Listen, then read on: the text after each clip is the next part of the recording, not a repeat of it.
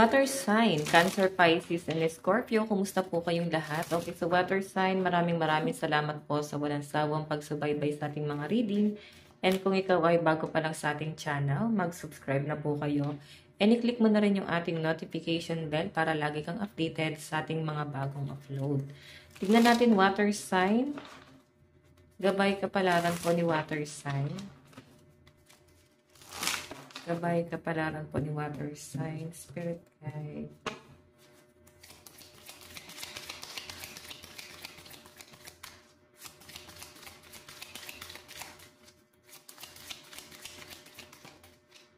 Okay, so water sign, meron tayong page of coins. So, ang sinasabi rito guys, habang bata ka pa, hanggat may kakayahan ka pa, parang ngayon pa lang guys, magplano ka na about sa future mo. Mag-focus ka na sa mas importanteng bagay. So, siguro tapos ka na or, di ba, na-enjoy mo naman na siguro yung kabataan mo. So, ngayon kasi guys, na nakikita ko, maaaring may paparating dito na masyado mo nang seseryosohin yung buhay. Mas magmamatured ka na. And may experience din ng ibang water sign dito, yung parang grabing responsibilidad. Okay, kung makita nyo guys, wala naman ako nakita paghihirap dyan. Kasi ang sabi dito, solid beginning, strong foundation. Page of coins. Wow! Napakaganda nito. Tignan pa natin. Meron tayong 7 of coins. 7 of coins. So, ayan no. Kung makikita mo, mas nagpo-focus ka na sa future mo. Parang tapos na ang mga water signs sa pakikipaglaro, sa pag-enjoy. So, may transformation, meron ka nang binabago sa pamumuhay mo or kung paano mo ginagawa yung pang-araw-araw mo, no? Like, may changes talaga, guys. So, water sign, feeling ko kasi dito. Dati parang wala ka masyadong plano sa buhay. Feeling ko rin may nag-i-encourage po sa inyo para simulan to. Or may nangyari kung bakit para simulan mo tong bagay na to. 7 of coins. Okay? So, tignan pa natin. Pwedeng ano mo to sa relationship mo. So, yung iba sa inyo guys na parang nasaktan, wala na kayo ng gana pagdating sa love life mo. Dumating na kayo sa point na parang feeling nung iba sa inyo, hanggang doon na lang kayo. And, sa pinapakita kasi sa akin dito, water sign, hindi pa huli ang lahat, no? Baka kasi na broken hearted yung ibang water sign dito. Tapos parang huminto yung mga pangarap mo. Parang nawalan ka ng gana. So, water sign ang pinapakita kasi sa akin dito. Kaya mo sa sarili mong mga paa. Kaya mong tumayo sa sarili mong mga paa. 7 of coins. Okay? Yung ibang water sign dito guys, mas nagpo-focus na lang sa sarili nila. Lalo na sa mga single. Okay. Queen of coins. So, mas parang iniintindi na lang din ng mga water sign dito yung mga magulang nila. Like yung mother mo. Ayan, may mother figure kasi dito. Or pwedeng asawa mo. Pwedeng ikaw yan. Okay, kung ikaw ay single mom. Pwede rin naman guys, single dad. So, pinapakita sa akin dito guys, mas magiging practical ka para sa mga taong umaasa sa inyo. And, ngayon pa lang kasi guys, iniisip mo kung saan ka magsisimula. Pero sinasabi nga dyan guys, solid beginning. Kumbaga, may nangyari kung bakit parang ganito na yung pananaw mo ngayon. Napakaganda guys, no? Tignan pa natin.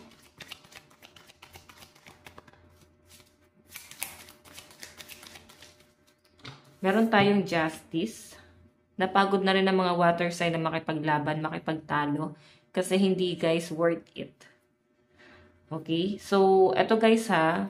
Yung nangyayari daw sa buhay mo ngayon, kung good news ba yan or bad news, yan ang resulta ng mga action mo. Okay? Kasi ito yung resulta at ito yung nagiging epekto ngayon. Okay, so titignan pa natin kung ano man yung nangyayari sa inyo. Tanungin mo yung sarili mo, may maganda ka bang nagawa? May mali ka bang nagawa? Kasi ito yung bunga So, sa mga maganda ang nagawa guys, ayan, sa pinapakita sa akin guys, magiging maayos ang daloy ng kaperahan mo.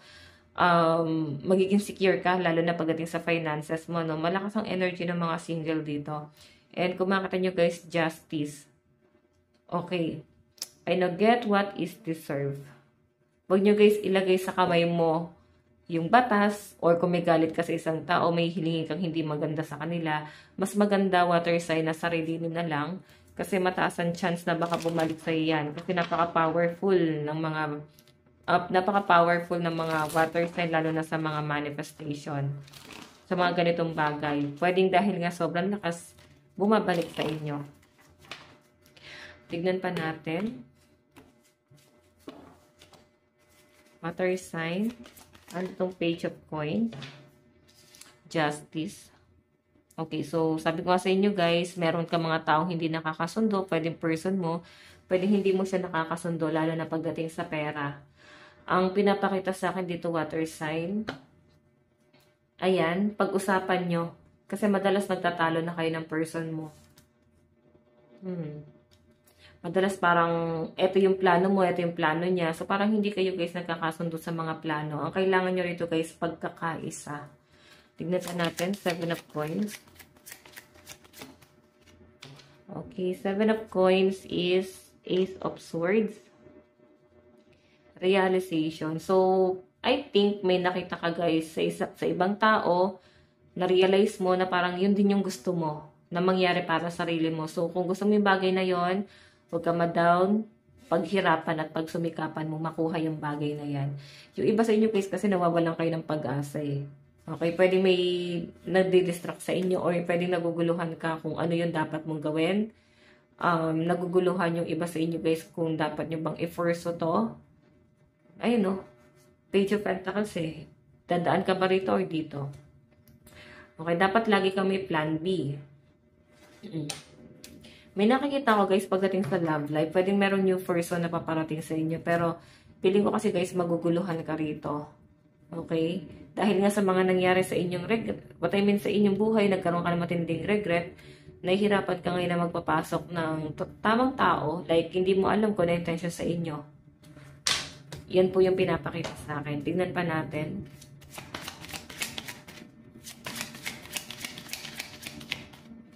Meron tayong The World. Moving forward. So, yung iba sa inyo guys, kung ano man ang nangyari sa buhay mo, tinatanggap mo na yun ng maluwag sa dibdib mo, no? Kung maaga ka nag-asawa, parang wala nang, wala nang dahilan para magsisi. Nandito na eh. Nandyan na. Okay? So, parang tatanggapin mo na siya ng maluwag sa dibdib mo. The World. So, tignan pa natin, guys. Ano naman tong The Justice?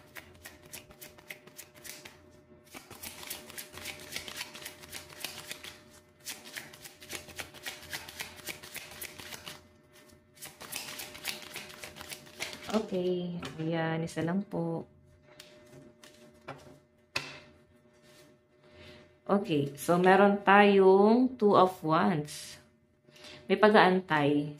Ayan, nakikita ko kasi guys, kahit na sobrang komplikado na itong bagay na to, pwedeng sa relationship sa isang tao, sa relation mo sa ibang tao, parang minamanifest mo pa rin or pinagdarasal mo pa rin na sana maayos pa rin. Gusto mo pa rin guys ng, gusto mo pa rin ng closure. Kasi may pag-aantay ako nakita sa energy ng mga water sign dito. Okay? So, sabi nga rito guys, hindi mo kailangan ipilit ang isang bagay. Kung tapos na, hayaan na natin. Moving forward na kasi yung energy guys. The world na to. So, dapat hindi ka lagi nauubusan ng mga bagong idea. Lalo na sa pagsubok mo sa mga bagong hamon ng buhay mo. Okay? Tignan natin. Kailangan magkaroon ka ng expansion sa buhay. Water sign, advice, meron tayong trust all will be well. Diba? Magtiwala ka, lahat mangyayari yan. Siyempre, kailangan samahan ng action. Water sign, ito lang po ang inyong reading. Maraming salamat po. Bye-bye!